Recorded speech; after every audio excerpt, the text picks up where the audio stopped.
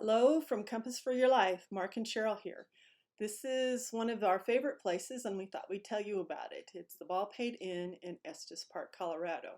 It's named after a novel by Earl Biggers. He came to visit the Maces, who were the original owners, and they decided that they would make the imaginary real. And so it's Seven Keys to Baldpate. And I'll tell you about the keys a little bit later. This is some views coming up from outside, and you can tell she's kind of a grand old lady. She is over 100 years old.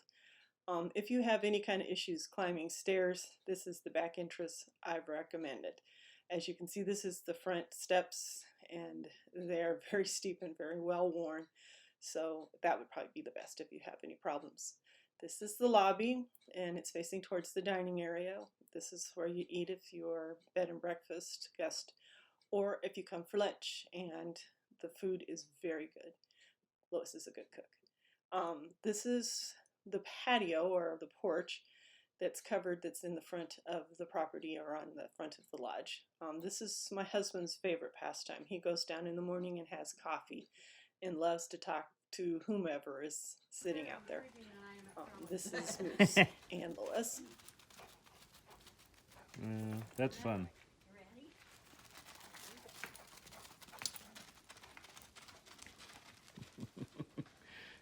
Definitely really truly enjoys that. This is one of the other reasons why we like to sit on the patio. Sunrise and sunset, they are very gorgeous, and this is the Estes Park Valley. These are the keys I was telling you about. In the beginning, the original owners thought would give everyone a key. They got too expensive, so people started leaving their keys. And there are keys from everywhere. And one of the keys is rumored to be from Stephen King, and from the Stanley, which is one of the other grand hotels in the area. Supposedly he wrote The Shining while he was visiting the Stanley. But if you look at this hallway, I'm kind of wondering if he didn't come and stay here as well, because I can still see the two little girls come play with me, if you've seen the movie. She's got a lot of creaks and groans because she is an old lady, but she has a wonderful place to stay. It is pretty rustic. The rooms are small, most of them. There are a few that have bathrooms, but not all. They have sinks, so you can wash in the morning, but there are no TVs. You do have internet, but no bathroom in most of the smaller rooms. So if this is not your cup of tea, this is not your place. I just love this hat. I just feel sorry for whomever this came in contact with. Estes Park is a wonderful place to shop. This little tower here is like the Glockenspiel in Germany. It makes noises and sounds, and that's quite lovely. There are a lot of places to kind of go in and out. The food and drink is really kind of nice there as well. They have all sorts of things. This is from a little place that serves wine. This is a whiskey bar that just opened up. It's very colorful and very fun. This is the Sweet Basilico, and one of their pizzas. I recommend going there. They're very good. This is Fall River Road. So if y'all have a very low riding vehicle, do not take this road. Because first of all, you cannot turn around. It's a one-way. There are no places to turn out, so you're stuck going. And there are boulders that kind of have launched away into the middle of the road, so some of the driving is kind of difficult. But as you can see, the view is really kind of worth it. There is another road up to the Alpine Visitor Center, is pavement, and it's just not as much fun.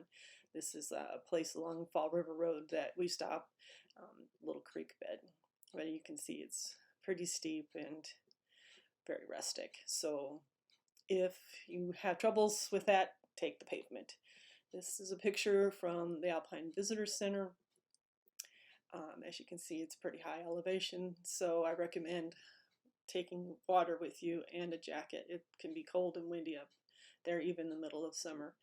This is a picture that we took from the patio on the back part of the Alpine Visitor Center. They have rangers up there, so you can ask all sorts of questions. Sometimes During the later part of the summer, you can see elk and his herd with them. There's marmots, they're fun to watch. They are all over the place. This is another place that a day trip basically from the Baldpate. It's Grand Lake. Again, very nice place to go shopping, have lots of fun places to look around. Another day trip. The Continental Divide is very close to the Baldpate. This here is the Moffat Tunnel. My poor husband has tried for years to see a train come through the Moffat Tunnel. If you hear fans going, that means you've missed the show. They blow fans to take out the smoke because the tunnel's so long and they have bad air condition that you can't see through it, so they do that. They also are very, very strict about where you can go. You can see here in a second the warning, and they definitely keep track of you.